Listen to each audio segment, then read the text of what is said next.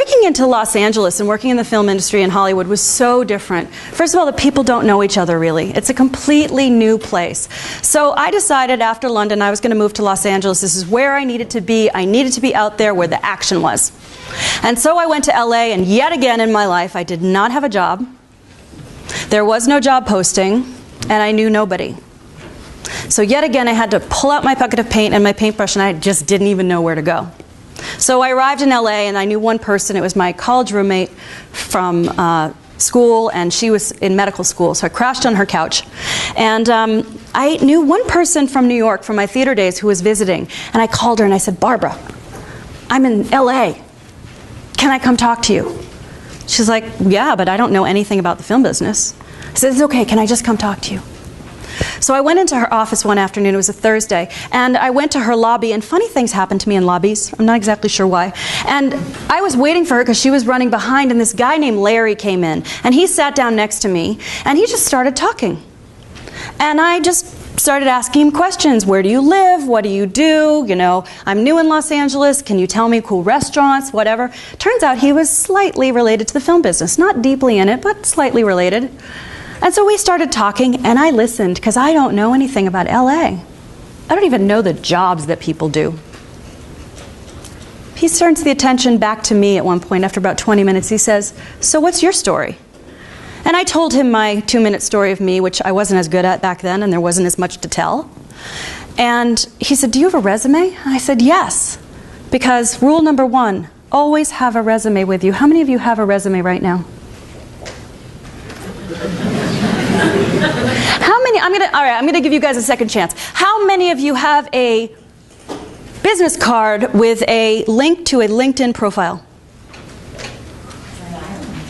Okay, so here's what you do this afternoon. I'm sure that Babson has business cards that they will print for you, and you need to go out and fix up your LinkedIn profile, print your business card, and put your LinkedIn profile on it, because at any time you might meet the person who's going to change your life, and Larry did. He asked for my resume. It was a Thursday. I said hi to Barbara. She didn't have time for me, but I met Larry, which was cool. And I went home and I promptly got a terrible flu. And the whole weekend I was really sick. And then Monday morning the phone rings. And this woman, I pick it up and she says, "Hi, my name is Bettina Viviano and I'm calling from Steven Spielberg's company, Amblin. I hear you're new in town looking for a job." What? I was completely convinced one of my friends was pulling the wool over my eyes. Why would Steven Spielberg's company know anything about me? I'd been in Los Angeles for 5 days. Opportunity. I said, "Yes, hi, this is me. How can I help you?" She says, "You know, I'm looking for a new assistant to work with me in the development department at Amblin. Would you like to come in and interview?" Okay. So I get in my little car and I drive up to the Universal Studios lot where Amblin was at the time, and I still have my drive-on pass that says, "Susanne Goldstein to see Steven Spielberg." I never met him. Bummer. But I did go in and I met with Bettina, and we started talking, and she tells me she does development, which I don't know what it is. And I listen and I try to assess, based on what she's talking about, that development is working with scripts and trying to get them to the right place so that they can actually go be made into a movie. All right, that makes sense to me, kind of like working on a business plan. I can handle that. So she says to me, "What I need is an assistant who's going to do coverage for me." Okay. She says, "Do you know how to do coverage?" Okay. I had no idea what coverage was. But again, I'm not suggesting you guys lie. What I am suggesting is that you be creative. And I thought, coverage kind of sounds like a book report. I can probably figure that out. And so I said to Bettina, "Would you mind giving me a sample of your coverage? Because I just moved here from London, and I want to make sure my format matches your format." And so she gives me a sample of coverage. She sends me home with 3 scripts. I write my coverage after figuring out what it is. I fax it to her. I get a phone call at 9 in the morning. "Can you come back in?" And all I can think, because I was up until 4 in the morning reading scripts, is I never want to cover another script as long as I live. I hated it. I didn't want to write book reports. That was long past me. I wanted to be making movies. What was I going to do? Driving back to Amblin, and I'm thinking, how am I going to tell this first woman I've met in Hollywood I don't want her job? And who am I to do that? Who am I to actually take that risk? But I knew deep inside that I couldn't do that job. So I went back in and I saw Bettina Viviano and we started talking. She was just a little bit older than I. And we actually had a really nice open conversation. And we decided at the end of it that we were going to be friends. That she didn't want me to work for her and I didn't want to work for her.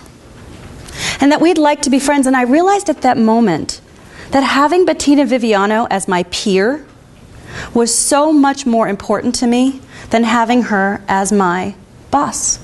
Because we were on equal planes now. I wasn't her peon. And I didn't know, if I was down here, I wasn't going to get to meet the people who were on her level.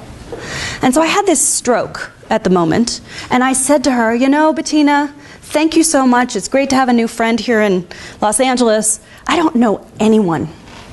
Would you be willing to introduce me to 5 of your friends who might give me 5 minutes of their time so I can learn what they do? She said, that's a great idea. So she wrote down 5 names and numbers, and I called every single one of them, and I said, hi, my name's Susanne Goldstein, and Bettina Viviano suggested that I call you. Can I have 5 minutes of your time? I will come to your studio. Every single one of the 5 said yes, and I went in to meet them. And the interesting thing, as I said earlier, about meeting people in informational sessions is that if you listen carefully to them, if you are genuinely focused on what they have to say, they end up thinking you're wonderful. So what was supposed to be 5 minutes of me listening to them ended up 25 minutes of me listening to them because I was curious and I asked questions and I tried to engage with them. Of course, I couldn't do any research, again, pre-internet. So I was going in cold. But I listened, I figured out from listening what it is they needed. And each one of them, at the end of 25 minutes or so, would turn the conversation back to me and say, so what's your story?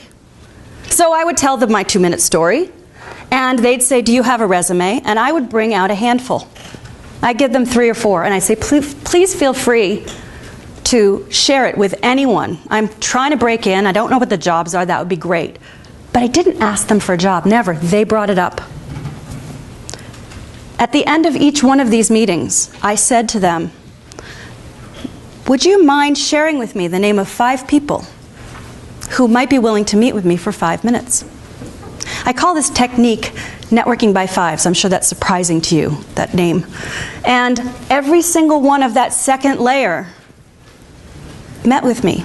And if you're good at math, you know that that's a lot of people. 5 times 5 times 5. And so I went and I started meeting people, and it took a lot of work. And in 5 weeks, I had met 54 people. Not all of the meetings were beautiful. Not all of them agreed afterwards to give me the names of 5 more people. But I met people all over Hollywood. And I was willing to listen to their stories and figure out what they do and learn what the different job descriptions are. And so what ended up happening is that at the end of the 6th week, I got a phone call from Walt Disney Studios saying, we're staffing a movie. The director needs a new assistant. And your resume appeared in the pile 11 times.